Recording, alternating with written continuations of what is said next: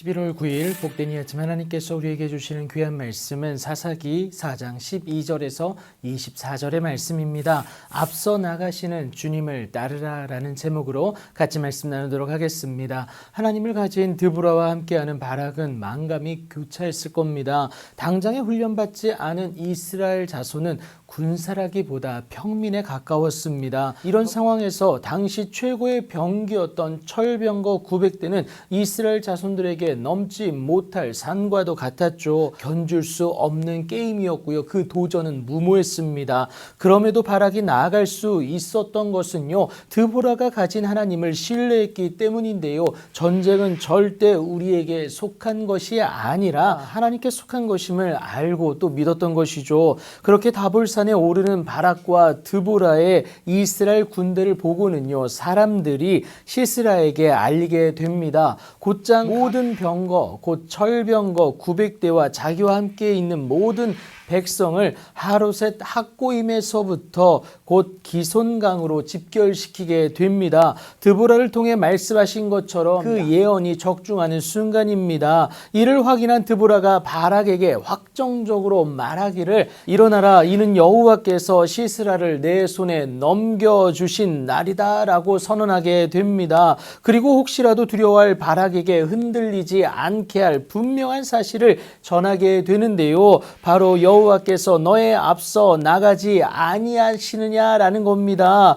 이에 확신을 가진 바락이 10,000명을 거느리고 다볼산에서 내려가는데 시스라와 그의 모든 병거와 그의 온 군대를 칼날로 혼란에 빠지게 하십니다. 그러자 적장인 시스라가 병거에서 내려 걸어가 도망하게 됩니다. 그렇게 도망하는 시스라와 그의 병거들과 군대를 추격하여서 하로셋 학고임에 이르는데요. 시스라의 온 군대가 다 칼에 엎드려졌고요. 한 사람도 남은 자가 없었습니다. 하나님의 일하심으로 말미암아 전멸당한 것이죠. 그래도 적장 시스라는 끝까지 살아남아 도망하게 되는데요. 겐 사람 헤벨의 아내 야엘의 장막에 이르게 됩니다. 사실 하솔왕 야빈과 겐 사람 헤벨의 집 사이에는 화평이 있었다라고 오늘 본문이 기록하고 있는데요. 헤벨이 하나님의 인도하심의 은혜를 외면했던 것이고요. 그의 아내 야엘은 이것을 마음의 짐으로 가지고 있었습니다. 여하튼 시스라는 친분이 있는 헤벨의 아내 야엘에게로 도망하게 되는데,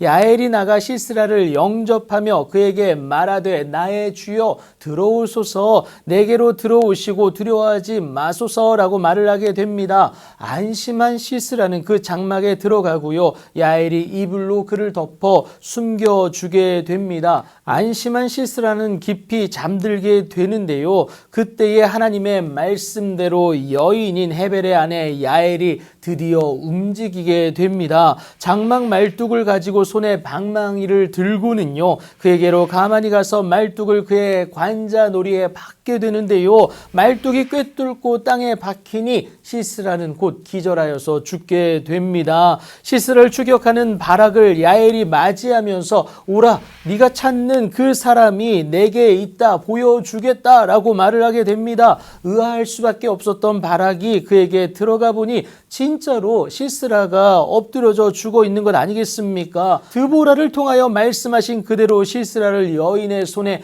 파신 것, 그 사실을 확인하게 됩니다. 하나님의 말씀은 여러분 기억하세요. 거짓 없이 반드시 이루신다는 사실입니다. 이날에 하나님이 가나안 왕 야빈을 이스라엘 자손 앞에 굴복하게 하신 것이죠. 여러분, 세상적 관점에서 준비 안 된 이스라엘에게는요, 도저히 일어날 수 없는 일이었습니다. 하지만 하나님께 내 발을 내딛기만 하면요, 하나님은 점점 더 큰 은혜를 우리에게 허락하신다는 사실을 여러분 기억하시기 바랍니다. 이스라엘 자손의 손이 가나안 왕 야빈을 점점 더 눌러서 마침내 가나안 왕 야빈을 진멸하게 됩니다. 실로 놀라운 일 아니겠습니까? 철병거 900대가 철옹성처럼 우리 앞길을 가로막고 있을지라도 나보다 앞서 나아가시는 그 하나님으로 인하여서 그 놀라운 일은 바로 나의 일이 된다라는 것을 여러분 기억하시고, 우리의 오늘의 삶에서도 믿음으로 또 기쁨으로 누려내는 은혜가 가득하기를